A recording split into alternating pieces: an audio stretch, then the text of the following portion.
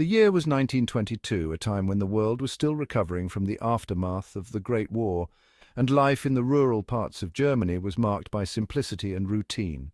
The place, a small farmstead named Hinterkaifeck, nestled in the Bavarian countryside. The date April 4th. This farmstead, though modest, was the lifeblood of the Gruber family, who had lived there for generations. It began like any other day. The sun rose, casting a golden hue over the fields. Birds sang their morning songs, filling the air with a sense of peace and normalcy. Life went on as it always had, but this normalcy was a facade, soon to be shattered by a discovery so horrific it would forever stain the tranquil landscape.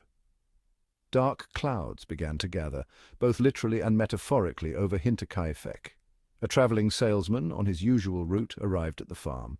He was a familiar face, often bringing news and goods from the nearby towns. He noticed an eerie silence. No one greeted him.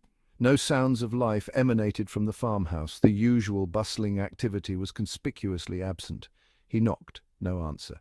He called out. Only silence met his calls. The stillness was unnerving, a stark contrast to the lively atmosphere he was accustomed to. Growing increasingly uneasy, he peered through a window. The interior was dark, and shadows seemed to dance ominously in the corners. What he saw chilled him to the bone. His heart raced as he struggled to comprehend the scene before him. Inside the barn lay the bodies of 4 individuals: Andreas Gruber, the patriarch, his wife Casilia, their widowed daughter Victoria Gabriel, and her young daughter Casilia, all brutally murdered. The sight was gruesome, with clear signs of a violent struggle. Fear gripped the salesman. His mind raced with questions. Who could have committed such a heinous act, and why? He fled the scene, racing towards the nearest village to alert the authorities. His footsteps echoed in the stillness, a stark reminder of the horror he had just witnessed. Little did he know this was only the beginning of a chilling mystery that would baffle investigators for a century to come. The Hinterkaifeck murders would become one of Germany's most infamous unsolved crimes. The Hinterkaifeck murders had just begun to unravel their gruesome tale. The investigation would reveal strange and unsettling details, such as reports of footsteps in the snow leading to the farm, but none leaving, and neighbors recalling seeing smoke from the chimney days after the murders, suggesting the killer might have stayed at the farm. The case would draw in numerous theories, from a vengeful neighbor to a wandering vagrant, but none would ever be proven. The farmstead, once a symbol of rural tranquility, would forever be remembered as the site of an unspeakable atrocity. Nestled amidst the rolling hills of Bavaria, the Hinterkaifeck farm seemed untouched by the troubles of the world. The landscape was a picturesque tableau, with lush green meadows stretching as far as the eye could see, dotted with wildflowers that swayed gently in the breeze. The farmhouse, with its rustic charm, stood as a testament to the simplicity and beauty of rural life. It was a picture of rural tranquility, a place where time seemed to move at a slower pace. The gentle murmur of the river, the rustling of leaves, and the distant calls of birds created a symphony of nature that was both soothing and timeless. The farm was a sanctuary, a place where the hustle and bustle of modern life felt like a distant memory. The farm, a modest homestead, was home to the Gruber family. Andreas, the head of the family, a man known for his stern demeanor. His presence was commanding and his word was law on the farm. He was a man of few words, but his actions spoke volumes about his dedication to his family and his land. His wife, Casilia, a pillar of strength and resilience. She was the heart of the household, managing the daily chores with unwavering determination. Her hands, though worn from years of hard work, were gentle and nurturing, always ready to comfort and care for her loved ones. Their daughter, Victoria, a young widow still grieving the loss of her husband. Her eyes, though filled with sorrow, held a glimmer of hope for a better future. She was a devoted mother, doing her best to provide for her children despite the hardships she faced. And her 2 children, 7-year-old Casilia and 2-year-old Joseph. The children were the light of the household, their laughter echoing through the halls and bringing joy to the otherwise somber atmosphere.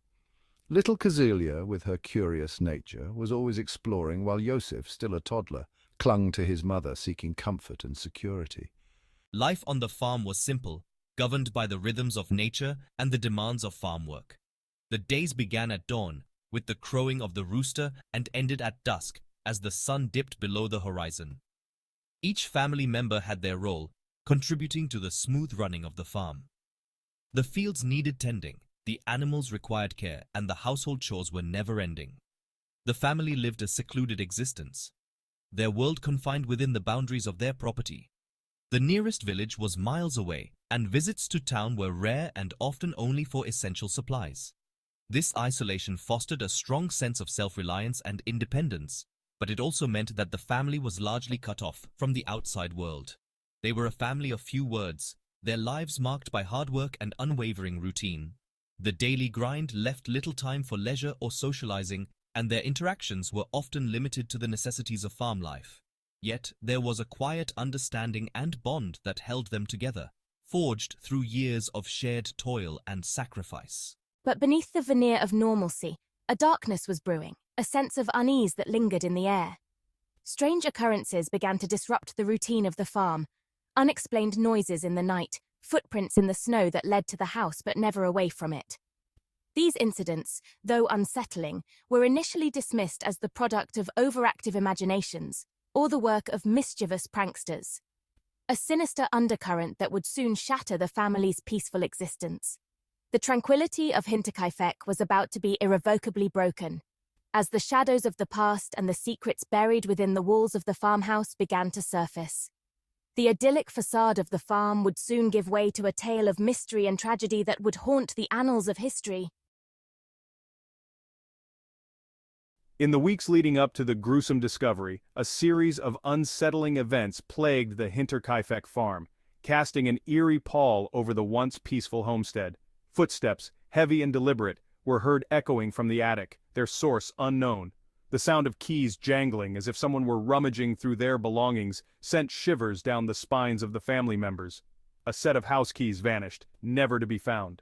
One evening, I confided in my neighbors about a chilling discovery I had made in the snow. A set of footprints leading from the edge of the forest directly towards the farmhouse, but strangely, no footprints leading back. It was as if someone, or something, had simply vanished into thin air. Fear and unease settled over the Gruber family. They were no longer alone on their secluded farm. Someone or something was watching them, lurking in the shadows. The night of March 31st, 1922, descended upon Hinterkaifeck like a shroud, cloaking the farm in an eerie silence. The air was thick with an unsettling stillness, as if the very atmosphere was holding its breath in anticipation of the horrors to come. It was a Friday, the eve of a new month, and unbeknownst to the Gruber family, the last night of their lives.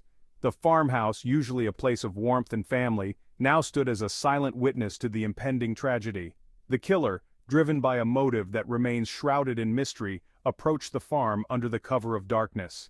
His steps were deliberate, each one bringing him closer to the unsuspecting family. The moonlight cast long shadows, adding to the eerie ambiance of the night. He had been watching, waiting for the opportune moment to strike. The isolation of the farm worked in his favor, ensuring that no one would hear the cries for help that would soon pierce the night. One by one, he lured us into the barn, using an unknown tactic to separate and overpower us. The barn, a place of hard work and toil, now became a chamber of death. The darkness inside was suffocating, and the sense of dread was palpable. I was the first to fall, struck down by a mattock, a tool used for farming, but now transformed into a weapon of death. The pain was excruciating, and the realization that my life was ending in such a brutal manner was almost too much to bear. Hearing my husband's cries, I rushed to the barn only to meet the same gruesome fate. The sight that greeted me was horrifying, and before I could react, the killer struck. The fear and desperation in my heart were overwhelming. My daughter Kazilia and I were likely the next victims, our attempts to flee cut short by the relentless killer.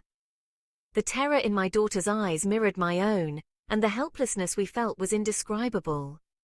We tried to escape, but the killer was merciless. Even young Joseph, asleep in his crib, was not spared the killer's brutality. The innocence of a child was no shield against the evil that had descended upon our home.